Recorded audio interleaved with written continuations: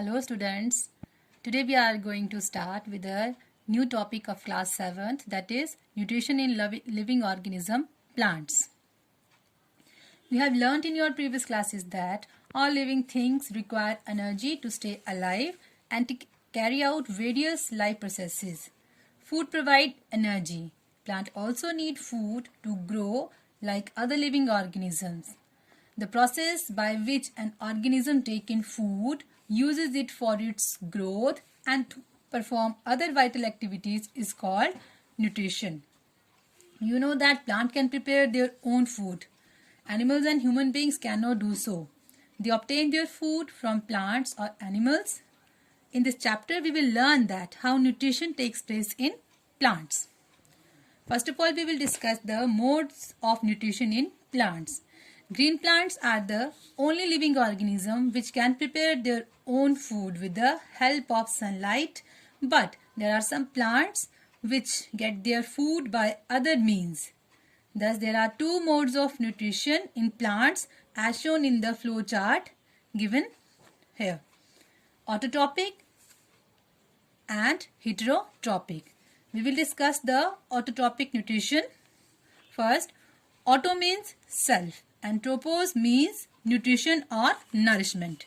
Organisms that prepare their own food from simple substances like carbon dioxide, water and minerals present in their surrounding is called autotrophic nutrition. Organisms having autotrophic mode of nutrition are called autotrophs. Example, all green plants and some bacteria. You know about the photosynthesis. Green plants prepare their food by the process of photosynthesis. Photo means light and synthesis means to combine. The term photosynthesis was given by Charles Ritt Bernays in 1893. The term photosynthesis means building up by light. The leaves of a plant are green because they contain tiny green colored bodies called chloroplast, which contains a green pigment called chlorophyll. The chlorophyll uses the solar energy or sunlight to prepare food from carbon dioxide and water. This reaction takes place usually in leaf or in other green parts of plants like stem, as in cactus. The process by which green plants make their own food from carbon dioxide, water, by using solar energy in the presence of chlorophyll is called photosynthesis, and oxygen gas is released during photosynthesis. The process of photosynthesis can be represented in the form of the following equation. Carbon dioxide react with water. In the presence of sunlight and chlorophyll, plants prepare their food in the form of a glucose and oxygen gas is released. We can also symbolically represent this equation as 6 molecules of carbon dioxide react with 6 molecules of water. In the presence of sunlight and chlorophyll, glucose is formed and oxygen gas is released. The formula of the glucose is C6H12O6. It is a simple carbohydrate. In plant, food is synthesized in the form of simple carbohydrate called glucose, then transported to the different parts of the plant as sucrose. Sucrose is a complex carbohydrate and it is transported by a special types of cell called phloem cell. The extra glucose is changed into a complex carbohydrate called starch. The starch is stored in leaves and other parts of the plants. After that, we will discuss the requirements of photosynthesis. As we know that water and minerals are required for photosynthesis, and plant absorb water and minerals by their roots from soil by the process of osmosis. Now, what is osmosis?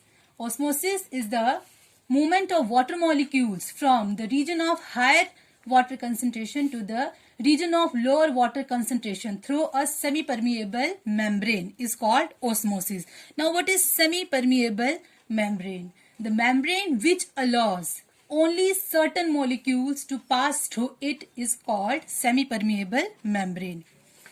Water and minerals are transported to the leaves and other parts of the plants by a xylem vessels, which runs like pipes throughout the roots, stem, branches and leaves.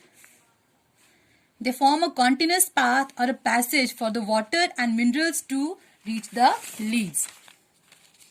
The second essential requirement of photosynthesis is carbon dioxide, a gas that plants obtain from air through their small pores or holes called stomata present on the underside of the leaves. This is the diagram of the stomata. Stomatal pore is surrounded by a kidney-shaped or a bean-shaped cells called the guard cell that controls the opening and closing of the stomata. The third requirement is chlorophyll, a green colored pigment which is present in the chloroplast and help in the trapping of sunlight during the process of photosynthesis. And the fourth component is sunlight. Chlorophyll present in the green leaves trap the solar energy, and this solar energy is converted into chemical energy by the process of photosynthesis.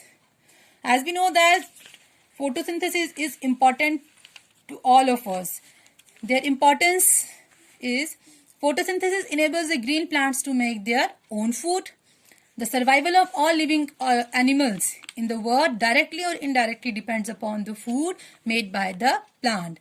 Photosynthesis also maintains balance of oxygen and carbon dioxide in nature. As we know that plant release the oxygen gas during the process of photosynthesis, and this oxygen gas is utilized by the man and animals, and they again exhale the carbon dioxide gas which is utilized by the plants during the process of photosynthesis. Plants can also synthesize proteins and fats. Proteins are substances which contain nitrogen. Now, our question is, from where do the plants obtain nitrogen? Plants cannot use the nitrogen present in the atmosphere. We know that. They need nitrogen in a soluble form. Soil has certain bacteria called rhizobium bacteria which can take up atmospheric nitrogen and convert it into water-soluble nitrogen components like nitrates and release it into the soil and absorbed by the plants along with water. Certain chemicals called fertilizer are also added in soil that are rich in nitrogen. Certain plants like sunflower, mustard convert simple carbohydrate glucose into oil and store them into their seeds. Plant also synthesize vitamins that are found in vegetables, fruits and cereals. Now what about the plants that have two colored leaves? Besides some green colored plants like croton, hibiscus, coleus and maple, they have leaves that are red, brown, violet colored. Such leaves are called variegated leaves. These colors are present in large amount and mask or hide the green color of the chlorophyll. So such leaves can also make their food by the process of photosynthesis. So all this about the autotrophic mode of nutrition. In our next video, we will discuss the heterotrophic mode of nutrition. So stay tuned with us.